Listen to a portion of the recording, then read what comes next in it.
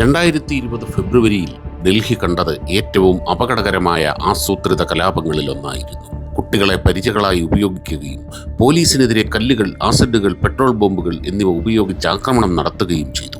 ഈ ആക്രമണങ്ങളിൽ ഹിന്ദുക്കൾ പ്രധാന ലക്ഷ്യമായി മാറി. അന്താരാഷ്ട്ര ഫണ്ടിങ്ങിന്റെയും തീവ്ര ചിന്താഗതികളുടെയും പിന്തുണയുള്ള ഒരു കൂട്ടം സ്ത്രീകളായിരുന്നു ഈ കുറ്റകൃത്യങ്ങൾക്ക് പിന്നിൽ. ഹിന്ദുവിരുദ്ധ പ്രതിഷേധങ്ങളുടെ കേന്ദ്രങ്ങളായ സീലാംപൂർ, ജാഫറാബാദ് എന്നിവിടങ്ങളിൽ ഏകദേശം 300 മുസ്ലിം സ്ത്രീകളെ NRC CAA ബില്ലിനെതിരെ തെറ്റിദ്ധരിപ്പിക്കുന്നതിന് പിന്നിൽ പ്രവർത്തിച്ചത് ഗുൽഫിഷ ഫാത്തിമ ആയിരുന്നു.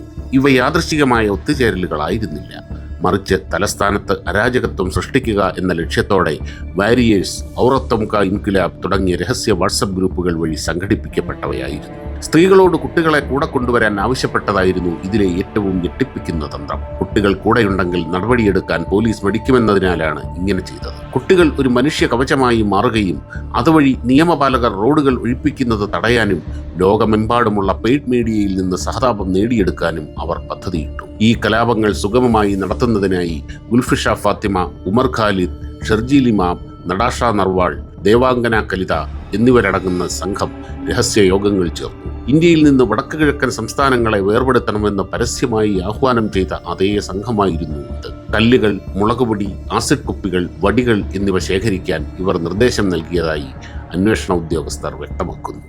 NRC CAA ബില്ല് ഇന്ത്യയിൽ താമസിക്കുന്ന ഒരു മതത്തിനും എതിരല്ലെന്ന് വ്യക്തമായി പ്രസ്താവിച്ചിരിക്കെ ഇങ്ങനെയൊരു സാഹചര്യം സൃഷ്ടിക്കുന്നതിൻ്റെ അർത്ഥമെന്താണ്? ഇത് ഇന്ത്യൻ മുസ്ലിങ്ങൾക്കെതിരല്ലായിരുന്നു. പകരം അയൽ രാജ്യങ്ങളായ മുസ്ലിം രാജ്യങ്ങളിൽ നിന്ന് ഇന്ത്യയിൽ സ്വതന്ത്രമായി ജീവിക്കാൻ ആഗ്രഹിക്കുന്ന ജൈനർ, ഹിന്ദുക്കൾ, സിഖുകാർ തുടങ്ങിയ ന്യൂനപക്ഷങ്ങളുടെ പ്രയോജനത്തിനു വേണ്ടിയുള്ളതായിരുന്നു അത്. എന്നാൽ ഈ അർബൻ നക്സലുകൾ ഈ ബില്ലിനെ ഒരു മുസ്ലിം വിരുദ്ധ ബില്ലായി ചിത്രീകരിക്കുകയും ഇന്ത്യൻ സർക്കാരിനെതിരെ കലാപം ആസൂത്രണം ചെയ്യുകയും ചെയ്തു. 2020 ഫെബ്രുവരി 23-നും 26-നും ഇടയിൽ അക്രമം പൊട്ടിപ്പുറപ്പെട്ടപ്പോൾ ഈ പ്രദേശങ്ങൾ യുദ്ധക്കളങ്ങളായി മാറി. കെട്ടിടങ്ങളുടെ മുകളിൽ നിന്ന് സ്ത്രീകളും കുട്ടികളും പോലും പോലീസിനും സാധാരണക്കാർക്കും നേരെ കല്ലുകളും തിളച്ച എണ്ണയും വെള്ളവും എറിഞ്ഞു. ഇസ്ലാമിക രാജ്യങ്ങളിൽ നിന്നുള്ള ഫണ്ടിങ്ങും വാട്സാപ്പ് ഏകോപനവും പിഞ്ചറാത്തോട്, DPSG തുടങ്ങിയ സംഘടിത ശൃംഖലകളും ഇത് പെട്ടെന്നുണ്ടായ രോഷമല്ലെന്നും മറിച്ച് 53-ലധികം ആളുകളുടെ മരണത്തിനും 200-ലധികം പേർക്ക് പരിക്കേൽക്കാനും കാരണമായ ആസൂത്രിത ആക്രമണമാണെന്നും തെളിയിക്കുന്നു. അയൽ രാജ്യങ്ങളിൽ നിന്ന് അനധികൃതമായി